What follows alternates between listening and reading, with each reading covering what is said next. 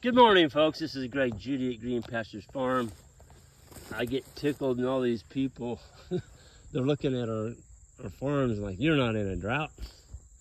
You don't know what a drought looks like. Well, all right, I guess I don't know what a drought looks like, but I know what cracks look like. And I've been alive for 65 years. And in Missouri, we call that a drought.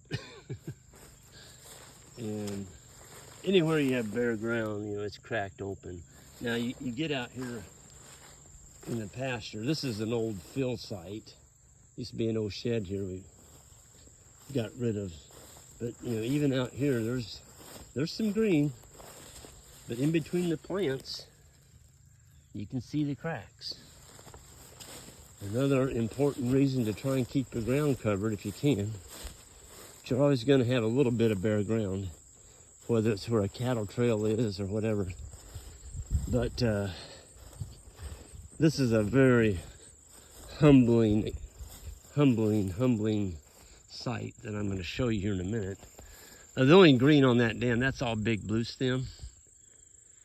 And the deer are keeping that blue stem graze off. There haven't been any cattle in here yet. The deer are eating the big blue stem. That's how many deer we have. Look at that. They're mowing it off. But look at this pond. This is a pond that everybody, oh, Greg, you're not in a drought. You don't know what a drought is. You're not in a drought at all. Let me see. Where's the water at? I call that a drought. Yep. So all you naysayers out there saying we're not in a drought, I guess I would beg to differ. That is a drought. Folks, we haven't had a rain in over a year that has been over 1.5 inches at one time. And so the ponds, fortunately, we built enough ponds. We've got, well, the cows are going back to one over here. It's 1, 2, we've got 3 ponds left on this farm that have water. 2 of them, well, the other pond looks worse than that. We just rescued the fish out of it the other day, and the water in that one was down to the size of a swimming pool. I'm sorry, a bathtub. I can't believe how the deer, that's nuts. The deer are just absolutely devouring the big blue stem. I mean, they're mowing it off. But yeah, that's a sorry looking sight right there. Pipes out of the water. We were putting a wire around it, letting them go down and drink, but then it got so low that we were afraid we were going to stick cows. And of course, that you don't even want to think about drinking that. That would be a disaster. You don't do that. Somebody says the phrase Greg uses, like, don't do that. Well, that's right. Don't do that. Yeah, you can tell the areas that are more palatable, the deer are eating it. They've grazed that off, and over here where the fescue's a little thicker, they haven't touched it so much. But we had a windstorm come through 2 days ago, and this is the importance of having a really high quality, out of the mind, outstanding farm manager. His name's Isaac. Isaac came over here to move the cows, and we already had them on that side of the creek over there. And it was after the storm, and we were going to move them 2 more paddies going south. And he got down there. Of course, the power was out. We knocked over a bunch of lines, and there was a tree on the fence, or knocked out the pole over here. Broke the wires off of it, broke the top off the power pole. But another pole across the creek, or on the other side, it was leading to where the cows were at. It was still there, and the line was still up, but it was split. The pole was split down the middle, and then it actually pulled out the earth anchor on the guy wire that was holding that pole up. And Isaac called me, and he goes, Greg, I don't feel comfortable moving those cows forward in that next paddock. If that pole would split tonight, we'd be dropping a live line right into the middle of our cow herd. And you know, folks, you can't teach that. It's instinct. And Isaac has got the instinct. And shoot, I didn't have to think twice about that one. So it cost them about 2 hours that night.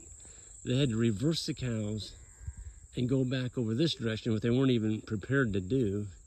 But he got all the paddocks set up, he got the wires up, the gates open, and they got behind that mob and they pushed them backwards, the opposite direction, which cows do not like to go against where they've already been.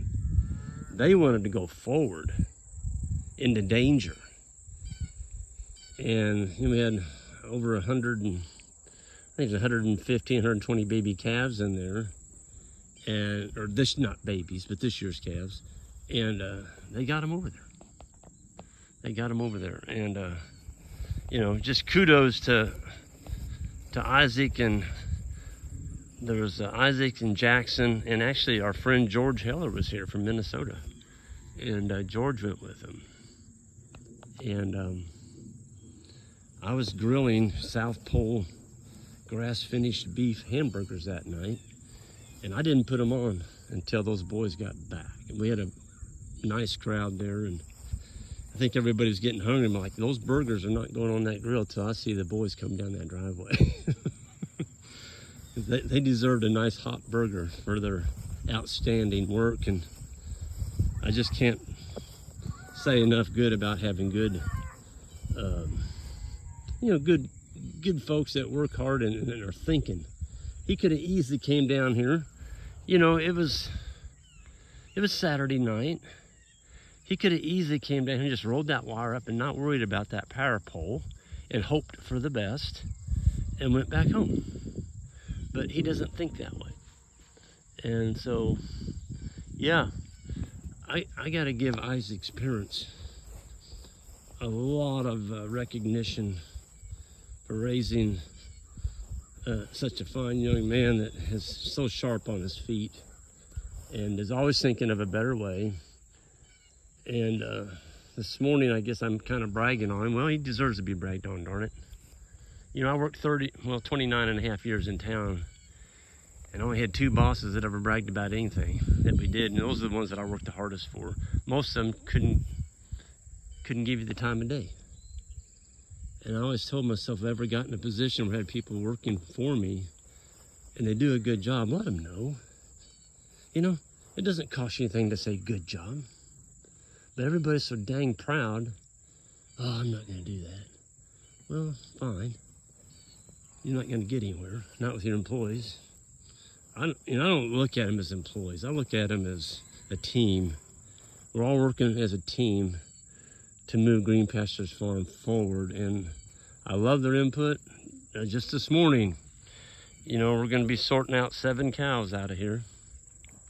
We picked out. We're going to start destocking some more because we haven't received any rain. We've already cut our herd pretty much in half, but there's still there's just no rain, and you know, we got. I mean, you can look at the grass out here. We've got quite a bit of grass, and if we get a rain, it's going to come screaming back. But if it doesn't rain, well, then you're going to be feeding hay all winter. And I don't want to do that. So we're going to take out 7 of our South Poles, the ones that have been exposed to a bolt since July 1st.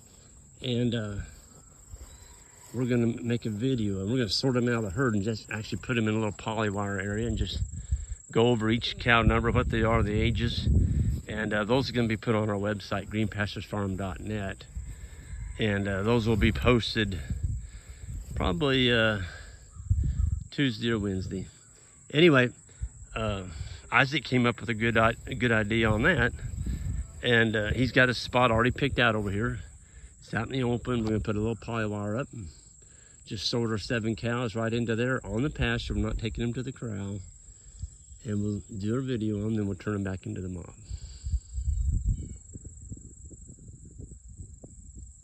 It's a beautiful morning, folks. We did get a 1/4 inch of rain the other day out of that windstorm, but we were without power. It went out at 1 o'clock in the afternoon. We got it back the next morning at 5 in the morning. I tell you, folks, you don't realize how much we depend on electricity until you don't have it. So my hats are off to the Amish. Of course, the Amish never had it. And so to them, it's not an inconvenience to be without it because they've never had it. But boy, when you have it, and then you don't have it, you know, you go turn on a light, or you go in to cook you an egg, or you go in to get a cup of coffee, you know, everything we take for granted, it's not there. So yeah, it's pretty sobering when you don't have it and you're used to it. Anyway, I'm gonna get out of here. We're gonna be moving the cows back across the creek, and we're gonna get those last 2 paddocks that Isaac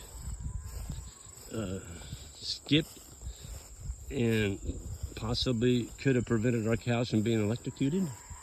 And we're gonna pick those up today, and then we're gonna cross the creek and come up into here. But yeah, they're having to walk. The cows on that paddock right now, there's a little pond right up there on the hill, so they don't have very far to walk. But we go back across the creek, they're gonna have to walk about 3/4 of a mile again. But you know, they're doing it, and that's what cows do, is they walk. So folks, we're gonna sign out of here. Keep an eye out for those Judy South Pole cows that we're gonna be posting on our website, greenpasturesfarm.net. And they have been exposed to our macho bulls since July 1st. So see y'all down the road. Have a good one. Hit that subscribe button on the way out if you would. I'd appreciate it. And have a great day.